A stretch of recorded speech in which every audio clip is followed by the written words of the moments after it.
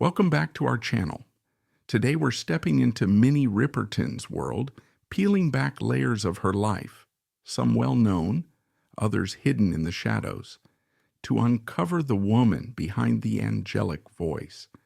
Grab a cup of coffee, settle in, and let's explore the extraordinary life of Minnie, a soul whose light refuses to dim. Minnie Julia Riperton was born on November 8, 1947 in Chicago's Bronzeville, a neighborhood that pulsed with the heartbeat of African American culture. The youngest of 8 children, she grew up in a modest apartment on 47th Street, where love and music filled the air. Her father, Daniel Riperton, was a Pullman porter, working grueling shifts on the railroads, his hands calloused but his pride unbreakable. Her mother, Thelma, was the family's anchor, a homemaker who stitched clothes and dreams with equal care. Bronzeville, in the late 1940s, was a crucible of hope and hardship. The Great Migration had brought thousands of black families from the South, transforming Chicago into a cultural powerhouse. Jazz spilled from clubs like the Rum Boogie, gospel soared from churches like Pilgrim Baptist, and the promise of a better life hung in the air. But segregation cast a long shadow. Red-line neighborhoods, underfunded schools, and job discrimination were daily realities. For a black girl like Minnie, dreaming big meant defying a world that often said, "Stay small." Yet her home was a haven. The family's record player spun Billie Holiday's blues, Mozart's concertos, and Sister Rosetta Tharpe's gospel, shaping Minnie's eclectic ear. By age 3, she was twirling in modern dance classes at the Chicago Urban League. By 5, she was studying ballet, her grace catching every eye. And by 9, her voice, a crystalline instrument that could leap from velvet lows to a whistle register only the stars could hear, stunned her teachers. Thelma enrolled her in opera lessons at the Lincoln Center under Florence Cole Talbert, a trailblazing black soprano. There, Minnie honed a 5.5-octave range, learning to sing Puccini with the precision of a prodigy. Minnie wasn't just a performer, she was a dreamer with a quiet fire. Shy and bookish, she'd lose herself in novels at the George Cleveland Hall Library. But her siblings, 7 older protectors, taught her to hold her own. Bronzeville's streets were tough, and Minnie learned to dodge trouble while chasing her passions. At DuSable High School, she sang in the choir, but faced skepticism from teachers who saw opera as a white pursuit. In a rare 1976 interview with Soul Train magazine, Minnie recalled a counselor scoffing, "You're from the South Side, stick to gospel." The words stung, but they fueled her. She spent evenings listening to Dinah Washington on WBBM radio, blending soul's rawness with her classical training. At 14, she won a talent contest at the Regal Theater, performing an aria that left the crowd roaring. Backstage, she met a young Curtis Mayfield, who told her, "Kid, your voice is going to take you far." That moment became a touchstone, a spark that kept her going through the grind ahead. At 15, Minnie's life changed when she joined the Gems, a girl group signed to Chess Records. Chess was a legend, the label behind Muddy Waters and Chuck Berry, its studios a chaotic blend of genius and hustle. For Minnie, still a sophomore, it was a leap into the deep end. She balanced algebra homework with recording sessions, her voice backing Etta James's At Last and Ramsey Lewis's Wade in the Water. By day, she worked Chess's switchboard, overhearing deals and betrayals that taught her the industry's ruthlessness. The Gems, with their tight harmonies and sassy stage presence, cut singles like "That's What They Put Erasers on Pencils For," but they couldn't break through Motown's dominance. Minnie, using the alias Andrea Davis, released a solo single, "Lonely Girl," in 1966. It was a bold move, but the song vanished in a crowded market. Still, those years were her apprenticeship. She learned to navigate studio egos, to hold a mic like it was an extension of her soul, and to keep pushing when doors slammed shut. Her operatic roots gave her an edge, but she yearned to fuse soul, jazz, and pop into something new, a sound that was unmistakably Minnie. In 1967, a new chapter began with Rotary Connection, a psychedelic soul band formed by Marshall Chess. This was no ordinary group. Rotary Connection was a radical collective, black and white musicians blending R&B with rock, classical, and experimental vibes. Their sound was a kaleidoscope. Think Sargent. Peppers meets Aretha Franklin with a dash of Stravinsky. Minnie's voice was the glue, soaring over reimagined covers like the Rolling Stones' Lady Jane or originals like Peace at Last. Between 1967 and 1971, they released 6 albums, each a sonic adventure. They played to packed houses at venues like the Fillmore West, sharing stages with Janis Joplin and the Doors. Minnie, barely 20, came alive on tour.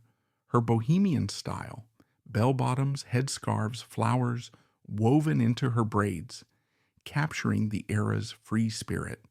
But the band faced challenges. Their genre-defying sound confused radio DJs, and the industry's racial and gender biases were relentless. In a 1969 Jet article, Minnie spoke candidly, "They want me to be one thing, soul diva or pop princess. I'm both and more."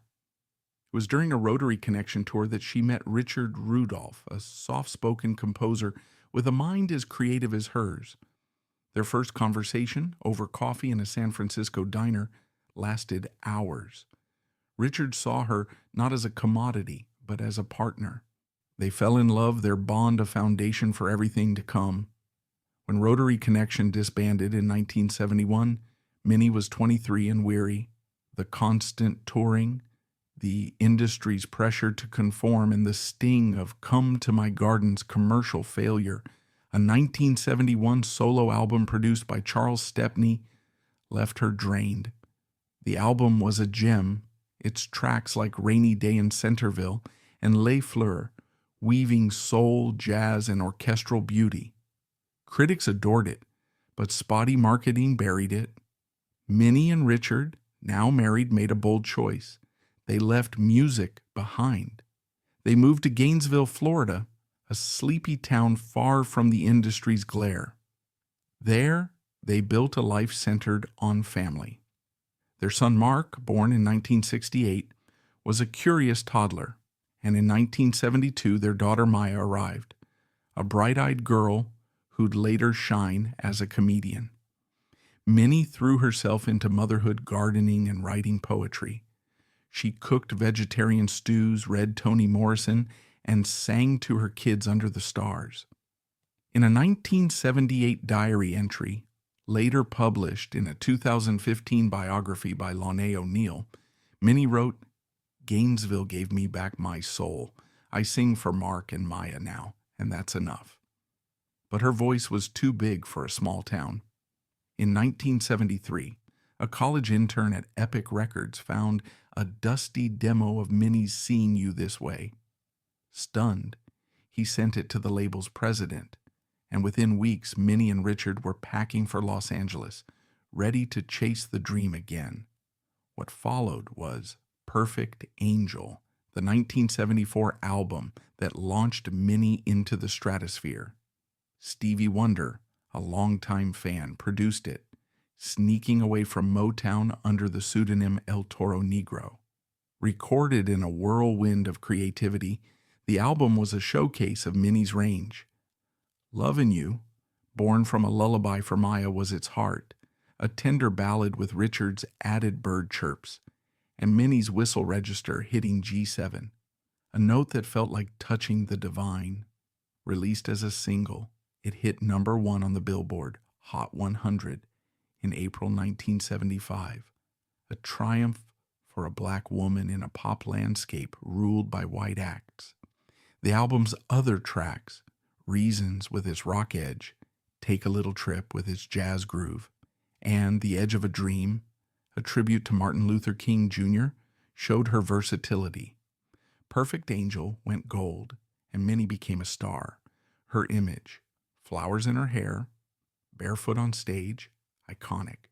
She toured Europe, Japan, and the U.S., her performances a blend of intimacy and power. But fame brought pressure. Labels pushed for more commercial sounds, and balancing motherhood with stardom was a tightrope. In a 1975 Essence interview, Minnie admitted, "I want to sing forever, but I want to be there for my kids. It's a tug of war." Then, in January 1976, everything changed. Minnie, 28, discovered a lump in her breast. The diagnosis was stage 4 breast cancer, already in her lymph nodes. Doctors gave her 6 months. The news hit like a freight train. Minnie was a mother, a wife, an artist, with so much left to say. A radical mastectomy followed, but the cancer was aggressive. Most would have crumbled, but Minnie chose to fight not just for herself, but for others. In 1977, she became a national spokesperson for the American Cancer Society, one of the first public figures to speak openly about breast cancer. She visited hospitals, spoke at fundraisers, and shared her story on shows like Good Morning America. Her openness was revolutionary in an era when cancer was whispered about.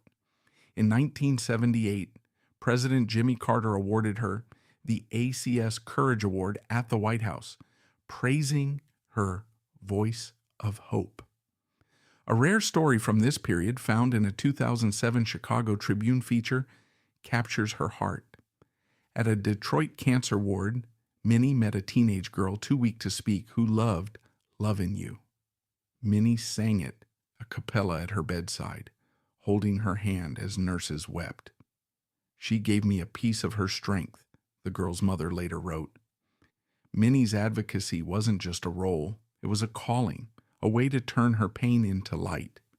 Through it all, Minnie kept creating. Her 1975 album, Adventures in Paradise, was a dreamy blend of jazz and soul, with Inside My Love stirring debate for its sultry lyrics. Do you want to ride inside my love?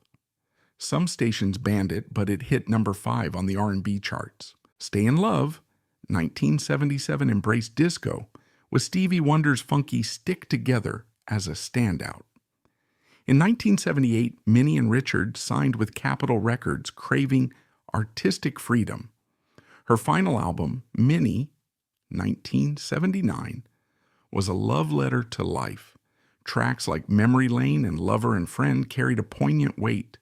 Their lyrics, I Don't Want to Go, reflecting her fight. By then, cancer had ravaged her body. Lymphedema swelled her right arm, making it unusable, and pain was constant. Yet she recorded lying down, her voice untouched. A studio outtake shared in a 2010 PBS documentary reveals Minnie pausing mid-song to laugh with Richard, saying, "This one's for us, baby." Her final performance on The Mike Douglas Show in June 1979 was breathtaking. Singing back down memory lane, her arm immobile, she poured her soul into every note, her eyes locking with the camera as if to say, "I'm still here." Minnie's personal life was her refuge. Her love for Richard was a constant. Partners in music and life, they wrote songs in their Laurel Canyon home, their laughter filling the air. Mark and Maya were her world, a hidden gem from a 1977 home video, later aired in a 2020 VH1 special, shows Minnie teaching Mark to play guitar, her patience endless despite her fatigue. Another untold moment, during a 1976 Paris tour, Minnie, post-surgery, spent an afternoon sketching with a fan's child who'd lost her mother to cancer. "She made my daughter smile again," the fan wrote in a 1979 Le Monde letter. Minnie's kindness was as powerful as her voice, touching lives in ways the spotlight never captured. A bizarre anecdote from 1975, recounted by Richard in a 2002 Mojo interview, adds a lighter note. While filming a promo for Adventures in Paradise at a zoo, a lion swiped at Minnie, tearing her dress. She laughed it off on the Sammy Davis Jr. show, joking, "That cat didn't know I sing louder than he roars." Minnie's illness sparked nuanced debates. Feminist scholars like Bell Hooks, in a 1995 essay, suggest her public optimism reflected the expectation for Black women to project strength, masking private anguish. Her 1977 blues and soul quote, "I have to keep going for everyone watching," hints at this burden. Yet friends like Roberta Flack, in a 1980 Ebony profile, saw her positivity as genuine, rooted in her spirituality. Private journals, excerpted in a 2018 biography by Mark Anthony Neal, reveal Minnie's fear of being defined by her illness. "I'm more than cancer. I'm a singer, a mother, a woman." Her decision to perform until the end, despite agony, raises questions about choice versus obligation. Was she driven by love for her art or pressure to be a symbol? The truth likely lies in both, a testament to her complexity. On July 12, 1979, Minnie passed away at Cedars-Sinai Medical Center in Richard's arms, listening to a tape of Stevie Wonder's "Minnie Get Well Soon." She was 31. The music world mourned, but her legacy grew. Love Lives Forever, 1980. A posthumous album with contributions from George Benson and Peabo Bryson, kept her voice alive. Her influence shaped artists from Sade to Frank Ocean, with hip-hop acts like Common sampling Les Fleurs. The Minnie Riperton Cancer Research Fund, founded by Richard, supports survivors, while the Minnie Riperton Legacy Preservation Society, launched in 2003, protects her music. Maya Rudolph's 2024 SNL performance of "Lovin You" was a tearful tribute, reintroducing Minnie to millions. Minnie's story resonates because it's a mirror to our own hopes and struggles. She broke barriers as a Black woman wielding creative control, blending genres in ways that paved the way for Alicia Keys and SZA. Her cancer advocacy destigmatized the disease, saving lives through awareness. But her deepest impact is human. She showed us how to love fiercely, whether a partner, a child, or a dream, and how to face life's end with grace. Her music, from the ethereal "Lovin You" to the soulful Les Fleurs, is a reminder that beauty can bloom in pain. And that's all for today's video. If you like this video, hit that thumbs up, let us know your thoughts in the comments section, and subscribe so you won't miss out on future uploads. See you next time.